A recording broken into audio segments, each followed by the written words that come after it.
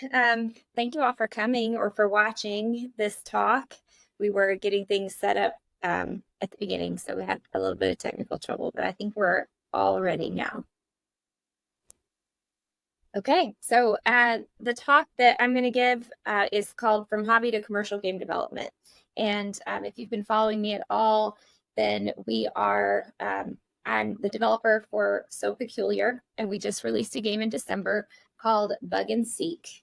And so my journey has just been from making games for myself for fun in hopes of something in the future, but not really sure where it was going. And then there came a point where we had to make a transition to commercial development full time. So I'm going to talk a little bit about that journey.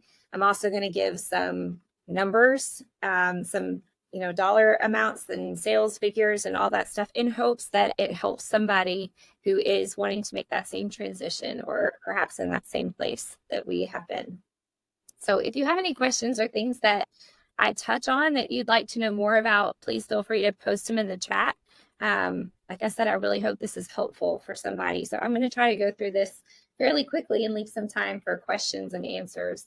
But feel free to just mention if you're like, oh, I wanted to know more about that, or if you have a question as I'm going, just shout it out. Okay. So let's see.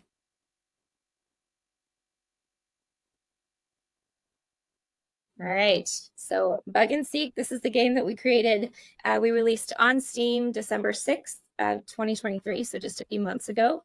We are also releasing on Nintendo Switch, and we're supposed to be submitting to Lot Tech for that today, possibly tomorrow. So we've got some people working on it right now, so that's exciting. I really hope that gets pushed through today or tomorrow. But Switch is coming. It was definitely a scramble to get it out. We crunched for a few months, increasingly longer days as we were getting ready for release, and I'll talk more about that in a little bit. But let me tell you how we got here first. So my game development background, if you know me from CGDC, then you know I don't have a lot of background in game development. I was self-taught. I started at age 31, and I'm 40 now, so it's been 9 years. And learned mostly from YouTube tutorials, learning from other developers, mostly from the CGDC group, and watching a lot of GDC talks, and then Sage groups through CGDC has been really helpful. I joined a small group when I first got involved with this conference, and the people that I met there and the accountability that I had through that year-long group was fantastic. And I don't think I would have gotten to be where I am today without that. So shameless plug for Sage Groups there. All right, and you may or may not have seen Closer Than You Know. This is the game that I started working on. This is what got me into game design, the project that I wanted to create, not knowing that it would lead to a whole career of game development for me.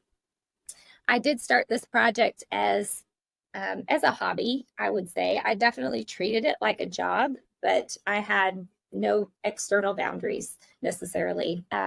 My husband worked as an attorney, so he made good income, and we could kind of decide like how much of that disposable income do we want to put toward this game. So definitely a luxury and a blessing that I know most people don't have, but that was our situation, our reality. And so I had some freedom to kind of play.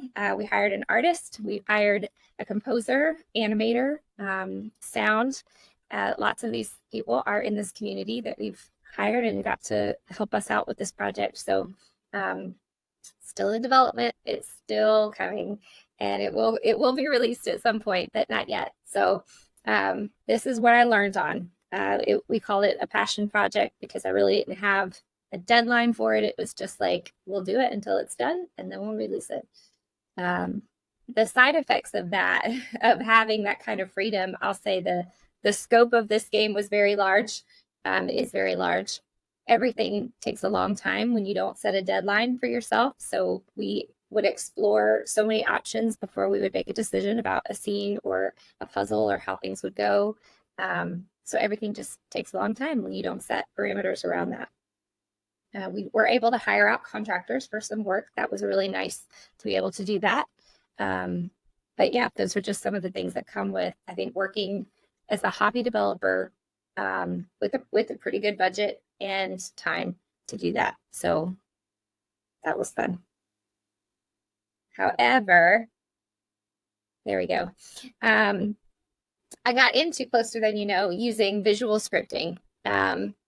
Unity has an asset called Adventure Creator, and that seemed like a not as steep a learning curve for me to get into game design and development.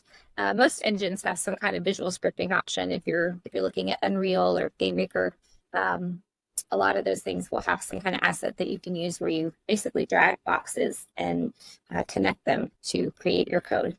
And I think that's a great way to start learning and start learning programming. It definitely got me into game development because I thought I could at least wrap my head around this kind of project. But in 2021, I participated in the Global Game Jam with Azusa Pacific, and we made this, my son and I actually made this little game called Wander in the Dark. And that was really stretching for me. It was, I think, 4 or 5 days, and I actually had to learn some code to make it happen. And so once I started learning code, I did not want to go back. This was definitely for me. I love doing code now. So I would highly recommend game jams for anybody who's interested in stretching themselves. Just Global Game Jam was great. I think Azusa Pacific still hosts that. And but there are lots of things that you could try. But it was a great way for me to jump in and learn something very quickly. Okay, then we get to big life transitions. This happened a couple of years ago. We had a contract on a house, and my husband came home from work saying, we have to make a choice. And his bosses had said, we're going to change some things, and you can come with us and work more hours and do more intense work, or it might be time to step away. And so we prayed about it and really felt like this was time for us to step away and do something different.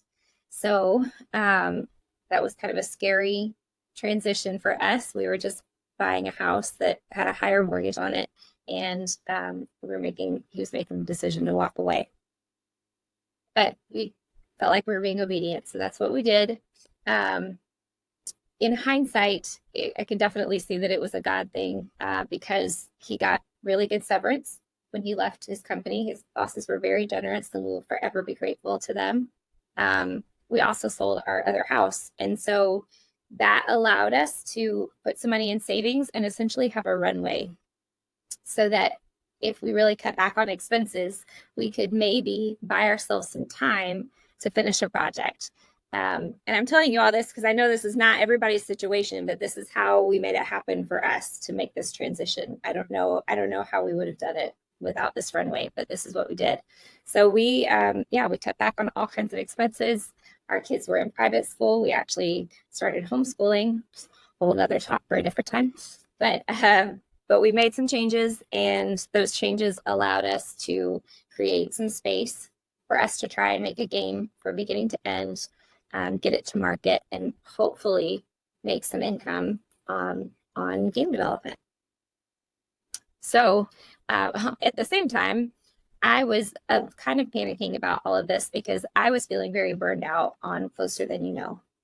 Some of you know I've been working on it. I was working on it for 7 years, and it was getting really hard to open that Unity project every day and work on the same things over and over again. And I just needed a break. So Craig and I, my husband and I, decided let's try something different. Let's try something smaller, something new that maybe we can release in a year.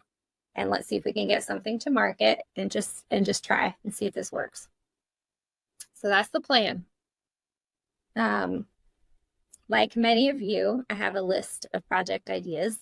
I watched the masterclass from Ron Howard, the film director, and he said that when he gets a new script, he likes to hang on to it for a while, and he'll talk about it with his friends and people that he meets. And if the idea is still exciting after a few months, or even better, if it gets more exciting and the more he talks about it, then he knows it's got the stickiness that it will need to get him through production, because production can be kind of a slog. And so I just always have that in the back of my mind. Like when I have a new project idea, I'll make a note about it, and then we'll just see if it sticks when I have space to actually work on something new. So we needed a project that we could make fast and that would generate enough income for us to maybe make the next project.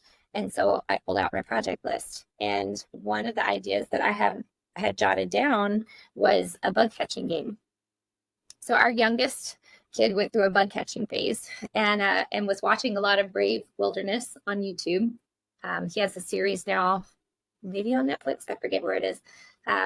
But anyway, he has this whole series where he gets stung by insects. So he'll find like an executioner wasp or some of these like bad mamma jammas, and he'll let himself get stung, and then he's like on the ground writhing in pain and talking about how terrible it is and all these things. So my 9-year-old, or he was I think 7 at the time, he wanted to do his own version of this.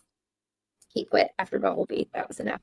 But during that phase, we learned a whole lot about bugs because he's spouting off bug facts all the time. And he and I would often go out into the woods and just see what we saw.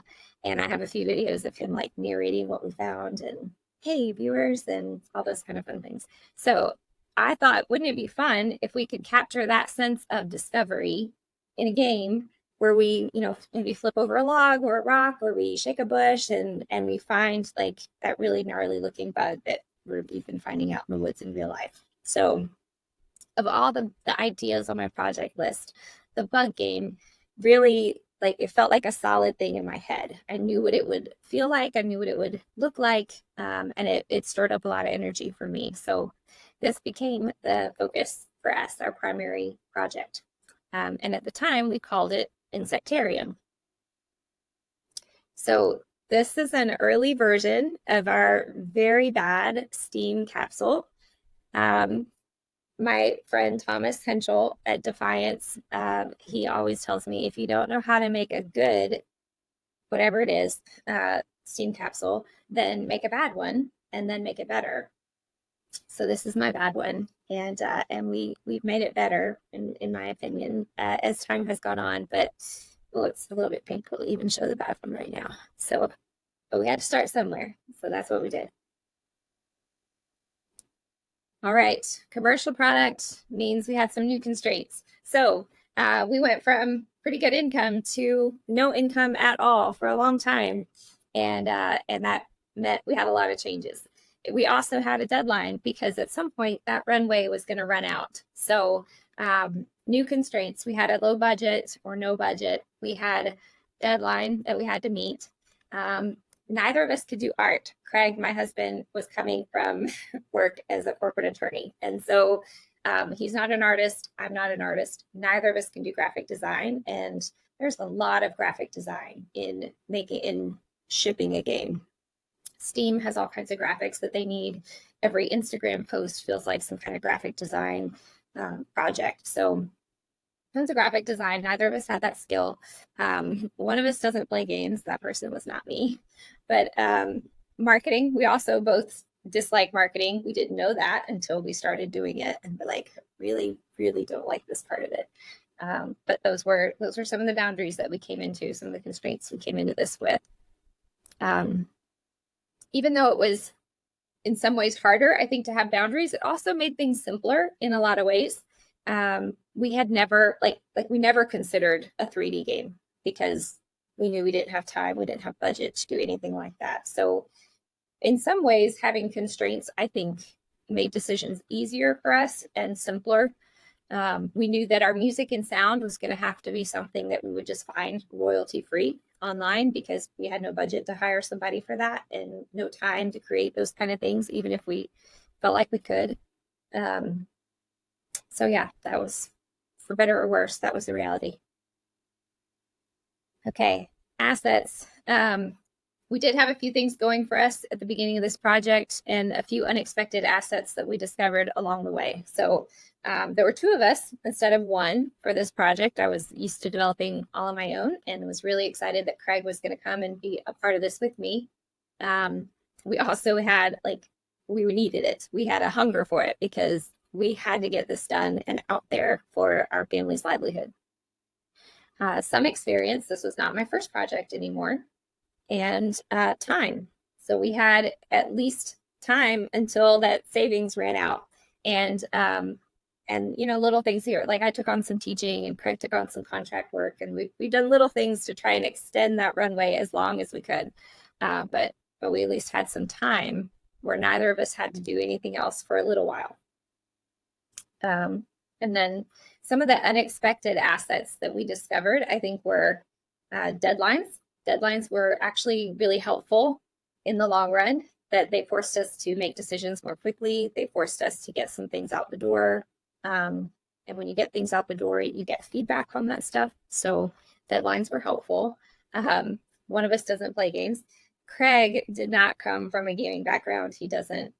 We kind of joke that that's like our family's dark secret, is that when the four of us are sitting in the living room on our devices, Craig's device is a book, because he does not play. He's not really a gamer. But I think that helped us in some ways, because the feedback that he could give me as a non-gamer was really helpful in some of our early testing. Okay, and then maybe one of us can do art. That was one of the things that we discovered. Our oldest son, he's now 13, so I think he was 11 or 12 when we started the art for Bug and Seek, but he went through a pixel art phase where he was really obsessed with watching tutorials and learning all that he could with pixel art. So he actually coached us on a lot of the early assets, and would show us, like, here are the people that you should watch on YouTube. And that was really fun to get him involved. I think he got really tired of that after a while, and then we eventually, for a bit, we made it like a chore. Like he had to do his pixel art for the day, or or he could go chop wood or something. So, what would you choose as a 13-year-old kid?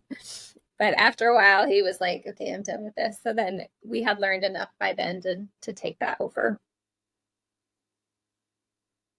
All right, our players. We needed a strategy. We knew to get Bug and Seek to the right players. And I'll explain the name change in just a little bit. But we needed a strategy to get Insectarium or Bug and Seek to the right players. And we decided that we would lean into the existing community of bug lovers, because there's like a subculture of people who collect bugs as a hobby. They love to go find bugs in real life, and they're very enthusiastic. Entomology is a whole career path for people who want to study insects and their impact in the environment.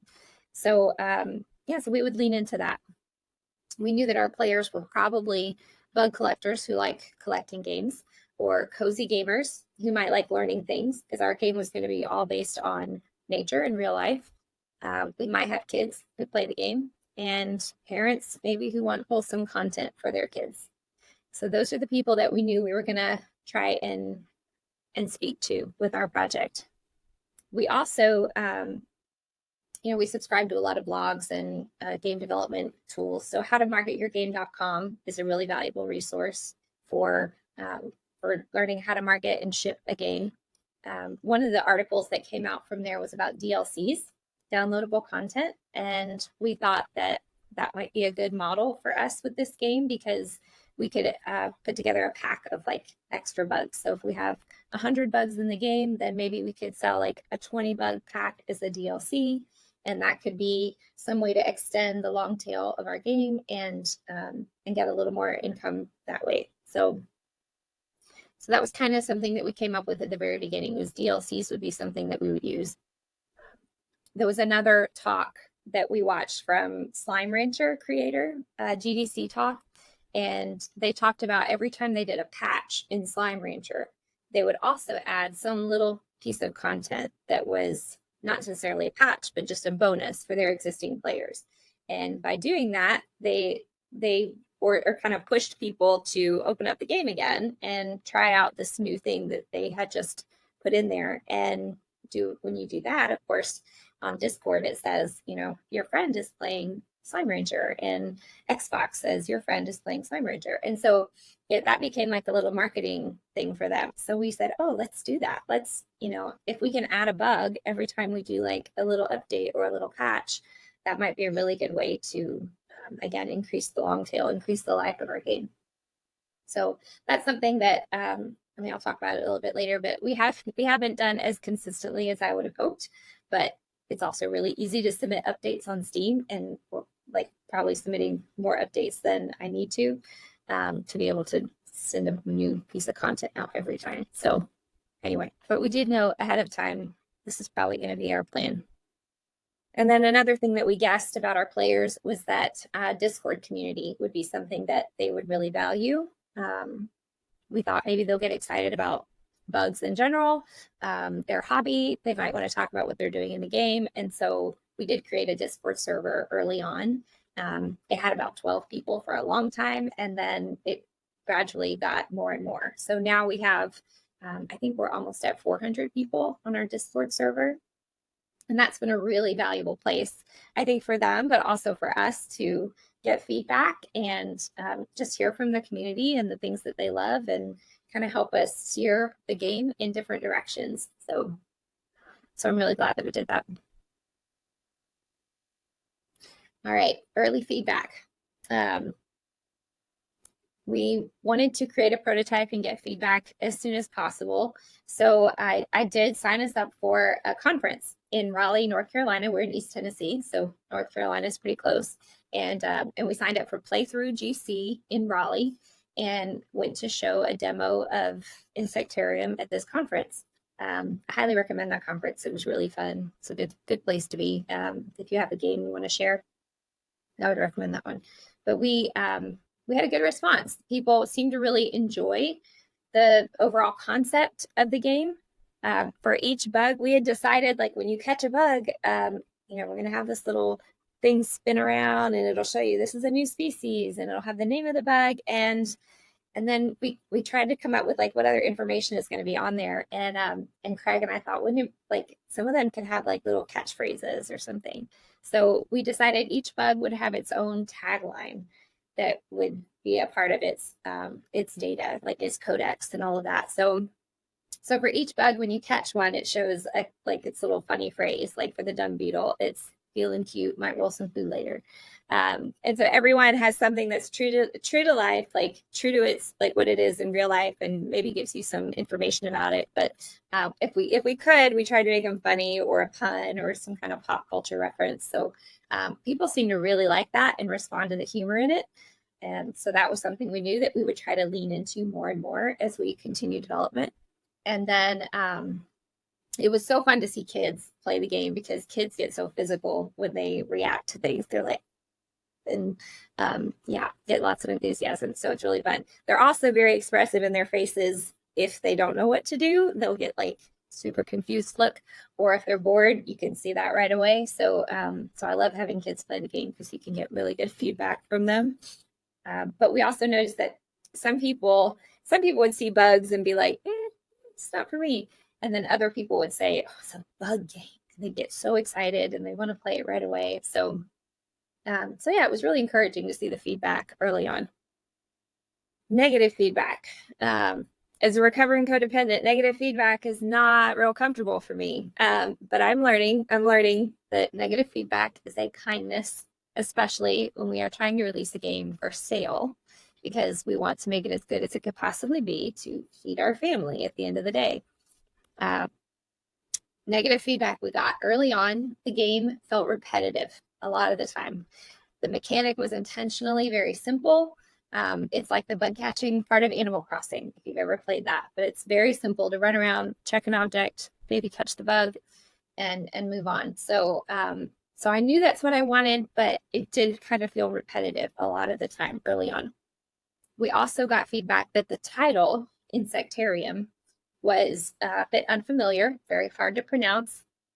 I'll definitely concede that point. I really liked the name Insectarium. I thought it was clever, thought it was fun. We had heard it somewhere else in reference to a bug zoo. There was a museum, a real life museum that housed bugs and put bugs on display, and they called it the Insectarium. So I thought that was a great name, but if you've not seen that before or heard that before, it is really different. And so I didn't really act on that advice for a while, but we eventually did. The art style also was sometimes inconsistent. We didn't know what we were doing with pixel art. So we were, sometimes things were like different sizes or shadows were not quite right. Matt Cologne really helped give me some helpful feedback on like helping me make things consistent there and with the UI and all of that. So So yeah, that was some of the negative feedback we got, and we just had to go through and act on like each thing one at a time. Let's see what else I have before I say this part. Okay, yeah. So the title of the game, that was a big thing to consider. Another interesting data point that we had was that we were getting a higher than average percentage of wish list deletions. So we had made our Steam store page, and then sometimes people see that Steam capsule, they'll hit wish list, and then they'll go look at your store page or browse their wish list, and they end up taking it off. So it's normal that happens some of the time, but this was happening a little bit higher than average for us. And since we weren't getting many wish lists each day, we weren't doing a whole lot of marketing at this point. Those few deletions every day it made an impact. And so that really gave us pause and caused us to go, okay, what's happening? And, why are people initially thinking this is something they want and then later deciding they don't? And so that sent us on a bit of an investigation. Okay, and what we determined is that the capsule image did not communicate the feel of the game, and the title maybe communicated the wrong feel of the game. So asking a few people for feedback, we heard that for one, the capsule image just didn't communicate what you really do. There's a net and there's bugs. We had already kind of evolved from that first capsule image, but it doesn't really tell you what you can do in the game. And then the title Insectarium maybe sounded like Emporium or something that was a little more Gothic or Victorian era that's not really at all the feel of our game. Our game was very cute, whimsical, and so we needed to lean more in that direction if we were going to meet player expectations. Okay, so this was evolution. We did reach out to some other developers for input on like, what do you think the title of our game should be? Because we're going to have to make a big change. And I didn't know, like Craig and I were brainstorming, and it was a hard decision for me because I was already really attached to the name. So my brain just didn't even want to think about it. So we reached out, asked for some input, and got lots of great ideas, but Brock Henderson gets the award for the name of the game. He came up with Bug and Seek, and I loved it. It's really good. It communicates what you do. It's about bugs. It's almost like hide and seek. You're just finding bugs all throughout this little town that you explore. So we changed the name, started developing a different capsule image. Another piece of feedback we had gotten from, his name was Eric Kovac at Tilt Games. He was really helpful. His feedback was brutal. It hurt my feelings. It was okay. I did get over it, but it was hard to hear, but it was the kind of feedback that like we needed to hear because we needed to make it better. And his feedback was, you got to change your capsule image. You got to make it better. It needs to have a face, and it needs to communicate all the things that you're doing in the game, or at least the primary mechanic. So we came up with this as our general layout, and it's evolved. Here's kind of some evolutions of what happened. We had Insectarium. We changed it to Bug and Seek, put our character in there. The one with the more like detailed pixel art in it, that pixel art was actually a gift from a community member who saw our project and wanted to help. And he did a whole bunch of character portraits for us. That was a huge gift. But we used some of his pixel art for our capsule image too. And then the last one, we just, another recommendation somewhere along the way was, don't do pixel art in your Steam capsule. Even if you have a pixel art game, do illustrated pixel art because it looks a little more high quality, and and it'll attract more viewers to your store page. So that was the next evolution that we've tried, and so far I think it's fine. Those decisions, like I was really emotionally attached to at the beginning, and I've gotten less and less emotionally attached. Now I'm like, what do we need to do? Like, let's just do it and get it out there. So that's where we're at right now. So the art style is something that we repeatedly wrestled with. I know not everyone likes pixel art. I didn't always like pixel art to begin with. It's really grown on me. But this is what we could do. We're not artists, and it was going to take a whole lot of time for us to learn how to draw some things really well. So we did like minimalist pixel art with the fewest number of pixels so that we could, so we didn't have to learn how to do a whole lot of detail and shading. We would try to do what we could with smaller pixels. And yeah, that was a decision that we just kind of went over and over again. Is should we redo things? Should we try to beef it up and look better, make it look better? But ultimately, I think what helped was making it consistent. So even though we didn't use a high number of pixels and make things really detailed like some people do, at least it was consistent across the board. And our shadows were like the right, size, and everything in Unity looked like that proportionate. And so keeping it consistent, I think we stopped hearing any kind of feedback about the art style, and then it just became like, oh, it's cute, or I don't like pixel art. And it was kind of like one of those things. And so then I felt like, okay, I think we've hit a good spot here with the art style that we've got.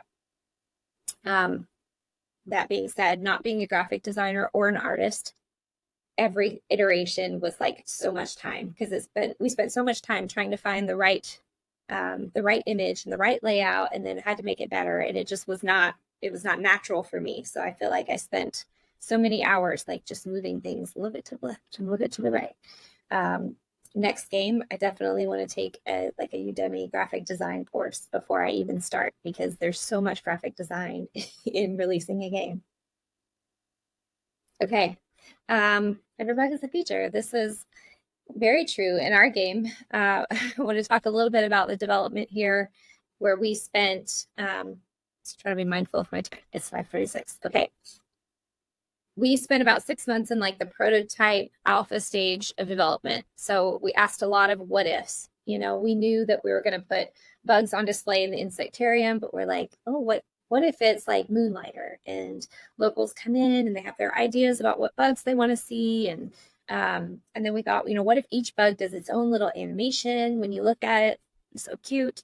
Ultimately, we had a deadline, and we were bound by no budget and bound by limited time. And so those things really pushed us to like, what is the minimal thing that we can do that communicates the overall value that we're trying to communicate, which for Bug and Seek was the bugs are the stars. Like, that's the game. It's all about the bugs. And so how do we communicate that in as little work, as little programming and art as possible? And so we came up with this idea for there would be an event. So you have your bugs you're collecting, you're putting them on display, and then once a week in Bugberg, the insectarium opens for business. And we have this little event. The newspaper, does a report on it. They give you some random headline, and we could show visuals, a little bit of visuals for that, and then you just get stats. So text is far easier to do than animation or art. So we did a stat screen, and every number kind of scrolls and has a little sound effect. So there's some satisfying, I think, feedback there for the player. But this was the way that we decided, okay, maybe here we can communicate that the bugs are the stars, but it's not going to take a whole lot of effort for us to put this together. Okay. So it was we had hoped to finish this in a year, and we were getting really close to our 1 year mark in June 2023, and realizing we are months from finishing the game. There's like big chunks of content that we don't have finished. Our runway is getting shorter and shorter as well. So we're going to have to do a Kickstarter. So we did a Kickstarter. We ended up hiring, it was the money that we did spend, and it was money well spent, was Crowdfunding Nerds with Andrew Lowen and Jacob Cecil. And they were huge, Sean Bradford. They were hugely helpful for us in establishing like a landing page for Bug and Seek so that people could sign up for email updates. They helped us give us feedback on our Kickstarter page. They ran some ads on Facebook and Instagram for us, so they helped us put those things together and write copy. And they did so much work for us that was stuff that like I just don't know, and I don't want to know. Frankly, I don't want to have to do that part. I've learned since then, and sometimes we just have to. But that piece of it felt so heavy and so out of my wheelhouse that it was really nice to be able to bring them in and have them do some of that work. So they helped us build a mailing list of about I think it was about 4,000. It was over 3,000 when we launched Kickstarter. It may have been close to 4,000 when we launched Kickstarter. So, so it was good work. We had a pretty good number on our mailing list, and expected a certain percentage of those people to back us on Kickstarter. So we were raising. I think our initial pledge was, well, what we initially wanted to raise was like 50 grand. And then we walked it back because we had some people recommend don't do that much, do less. So you could do a whole nother talk on Kickstarter and how to raise funding there. But we ended up raising $21,975, which we were very grateful for, 411 backers. It was a success. It also was like not as much as we had hoped for, but it was enough to keep going. It was enough to extend the runway a little bit for us to finish the game and get it out to Steam. So that's what we did. We took that money. We knew that we were going to have to eventually pay for a Switch port because we had said, like, we're going to do Switch. So we're going to live off the $21,975 to release on Steam, and then we'll use our Steam funds to get it to Switch. So we're like just trying to make it little by little along the runway. Okay, expectations versus reality. This has been the whole theme of the last few years for me. We would laugh as a family because we had all these plans of like, oh, if we make it big, here's all the things that we're going to do. And then we'd have like, okay, if we don't make it at all, here's what we'll do. And then at some point we were like, we should plan for like, what if we make it medium? Like, what if we just barely make enough to keep going? What does that look like? And that's where we're at. So make a plan. That's my advice. Make a plan for big, little, and medium. So yeah, a lot of good came from this Kickstarter. I'm very thankful. It was also a whole lot of work, and delivering on the rewards is a whole lot of work. It's a lot of emails with sending keys and all those things. So there are things I would do differently for that, but I'm grateful that it happened and that we were successful and made enough to keep going. Okay, facts and or numbers and stats. Steam release. We made it to Steam release December 6th. It was a mad scramble, a lot of crunching. I don't like crunching. I do really like what I'm doing as far as the work of it, but nobody needs to work that much. It was so much. We released December 6th, launch week. We made $5,244 on Steam. That's gross revenue. Base game units sold, 398. We had about 6,000 wish lists, I think, when we launched. So that was pretty low numbers for a launch. That's much lower than what they recommend having. That's what we had. Average daily concurrent users at launch was about 20. And then we did have more than 10 reviews. I can't remember exactly how many we had at launch week, but we had more than 10 reviews and they were all positive. So that really helped us on Steam. If you get 10 reviews, they'll give you a visibility bump in that like first week. And so I think we hit 10. I think we hit 10 on the first day or 2 days. And then it went up to like 30 really quickly. And then it kind of stalled at 30 for a while. So where we're at today, total revenue as of like an hour ago was 22,697. And the base game unit sold, we've sold 1,603 copies, 1,789 DLCs for iSpots. And then we just launched a Weevil DLC on Friday, so it's not quite been a week. And we've sold 173 of those. These numbers, what do we have to go on except like what the Meredith family needs to live on and what other indies are doing, comparable indies. And so by comparison, they're pretty good. There are definitely a lot of games that are doing way better, and it's hard not to compare those things. But by a lot of standards, like it's doing pretty well. It's not quite enough for the Meredith family to like be comfortable, but we'll keep working at it. All that to say, some of the things that we have seen that are really promising are the DLC conversion rate is really good. I think somewhere I read that average DLC conversion rate is like 5 to 15%. So you can expect that number of your players to purchase DLCs afterward. And you had 49% purchase the DLC. Some of that's probably because of the price. The base game is $14.99 and the DLC is $1.99. So it's very cheap to add the DLC in, especially if it's on like the 10% discount or it's in the bundle. Another thing we have going for us there is that our players are very enthusiastic. They're generally those people who are, they love bugs, and they want to catch them all, and they want to learn what they can. And so it just seems like an easier decision. The Weevil DLC has not been out quite a week. So right now, at less than a week, we're at 11% conversion, which I think is really good. So I expect it'll go up. I don't know that it'll go as high as 49. I kind of expect those numbers to slowly taper down as we release a few more DLCs. And we probably will release 2 or 3 more before we are done.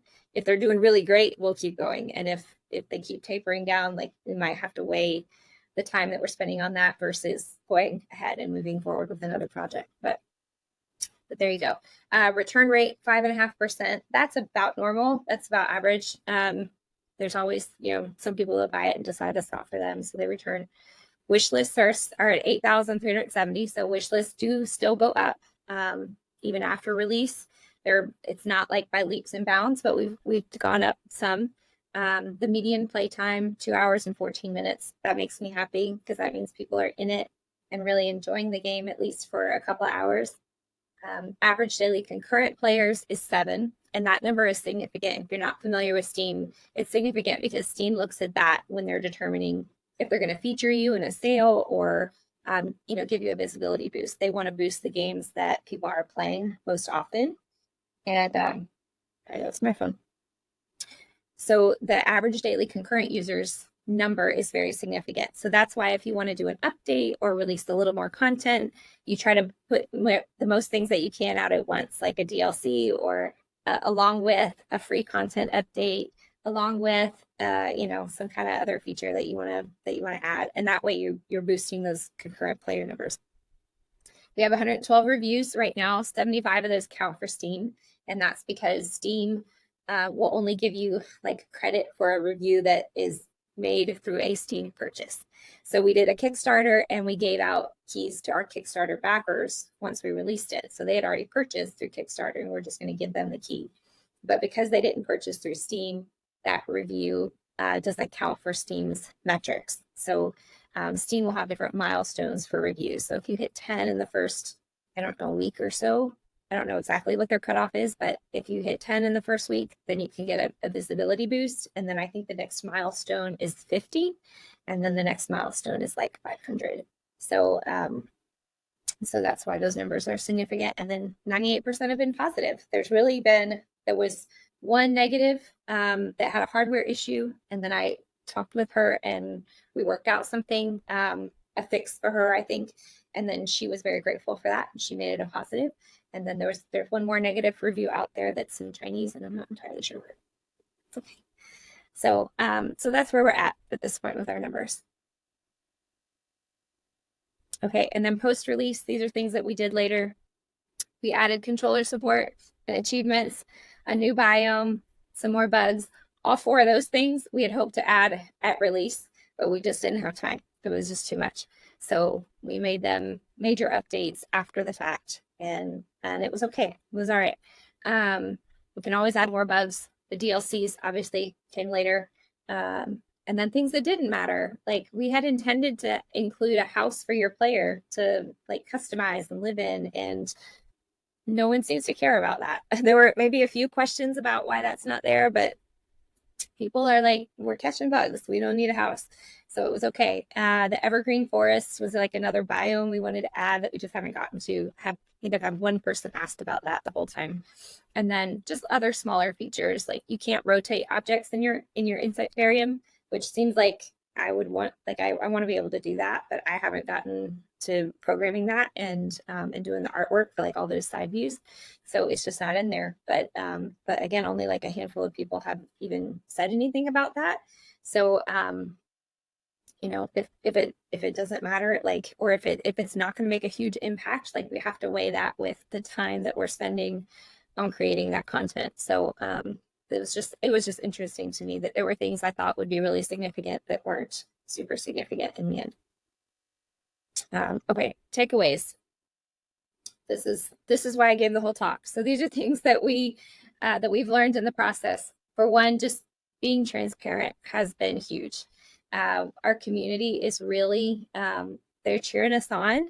And I think a lot of that is because we have been, just like Craig and Chera, have been really open about here's what we're doing and why. And oops, I made a mistake, and I pushed this update and I didn't fix that one thing. I'm sorry. Or I didn't have time to get to that, or just things like just being real. Somebody asked me on like on the Steam discussions once about cloud saves. And I was like, yeah, I'm going to get to that. Like, give me some time to check it out. I'll look at that. And then I got into it and realized this is a little trickier than I thought it was going to be. I'm so afraid I'm going to break a player's game that has a lot of hours in it, and that would be so terrible. So I went back and was like, hey, I'm sorry. This is more than I know how to do, and I'm just afraid I'm going to break something. So I'm not going to add it. I was just not going to do cloud saves. And they were like, people were grateful for that transparency, even though it was not the thing that they were asking for. We're also going to lean into our strengths and grow where we can. Like I said, I'm going to take a Udemy course on graphic design because I really need some help there. And our strengths, I feel like, are that we respond very quickly to players.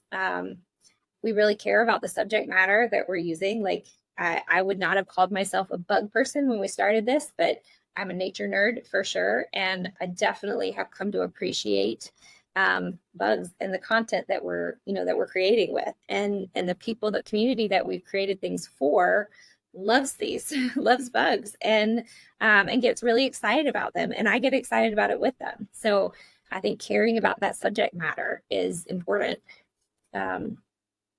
I think our artwork has improved since we've started. I wish I could find some of the older bugs that we made or some of the older assets that we created and show you the before and after. I couldn't find that older stuff. I'll have to go dig around some more, but it's definitely improved since we've started. And I think if the next game that I begin will probably use pixel art, and I'll probably do challenge myself to do it a little bit more. But anyway, we also have a very simple game concept, but I think it's satisfying in the ways that are significant. And so that's been a strength for us. Okay, don't do everything. Find your biggest return of investment. That was a takeaway for me. So we subscribe to several game development blogs or newsletters. howtomarketyourgame.com is a really great resource, and they give lots of great information. But I will say, these articles are more like case studies and suggestions. So just because it worked for this indie developer doesn't mean that it's going to work for us or for you. And so we've had to come, like at the beginning, we were trying to do all the things that we could to make it successful. And there comes a point where we can't do all that. We're just two people. And so we had to really hone in on the things that gave us the biggest return. I don't have hardly any followers on Twitter because I don't interact with Twitter a whole lot, and it just hasn't been a place where people responded to us. But on Instagram, we have I think about 3,000 followers. Like, for some reason, Instagram was the thing that people responded to. And so, or maybe that's where our players are. And so we're just going to lean into that, and I'm not going to try to force something that's not happening without a whole lot of work. So whatever your, investment is, if it's time or effort or money, just think about what's the return on all of that. And another thing, this might be a little, I don't know, some people have different feelings about this, but I'm using AI a little bit more. And not for not where I'm choosing not to hire someone and I'm using AI. It's not like that, but I might use it to help me brainstorm. I might use it to say, can you help me come up with 10 tweets that I can do for our game, and things like that. But I'm leaning into that a little bit more because I need help, and it's a good resource for that. So that's something that I'm doing. Okay, the other point was set yourself up for later. So there's a lot of marketing tasks that we have where we need to show a screenshot, or we need to show the codex entry for this particular bug or this particular animation happening. And so think about those things. I think it's helpful to think about those things on the front end. If these are the elements of the game we're going to show a lot. I created a whole scene in Unity that was just for marketing, and it gives me some cheats to do some of those things, like create a new species caught, or just look at the codex entry for that bug, and that was time well spent, because when we have to pull some screenshots or some content to post, that makes it just a lot faster. So I highly recommend, if you know those things ahead of time, or if you can think about those things, setting yourself up well to save time later. And then setting aside time for QA. That always felt like something we had to just kind of squeeze in, and or we relied a lot on our community for that. Like, we would push an update for the demo or the beta and wait for the feedback to come in and then fix all the things. And that works fine if it's a demo or it's beta. Maybe not even for a demo. I think it works better with a beta, but there comes a point where, like, we got to push an update and it's got to work when we push it. And so I wish we had set more time aside for QA, and I hope that we can do that in the future, so that our updates are always like they're on point. Yeah, so that's a takeaway for me. And then removing friction, it's better than adding content. So fixing a bad bug is better than adding something in that I thought would be a cool idea. That always, like, removing the friction always pays off more than adding a new piece of content. So I'll prioritize that. And then if I can add something new, I'll do that. And then the last thing is, like, to know why you're doing it, because it's a lot. It's a lot of work to get a game out there. And my big expectation that was a poor expectation was that I would hit release and it was done, and then I'd go, like, take December off and just chill for a little bit and enjoy the fruit of our labor.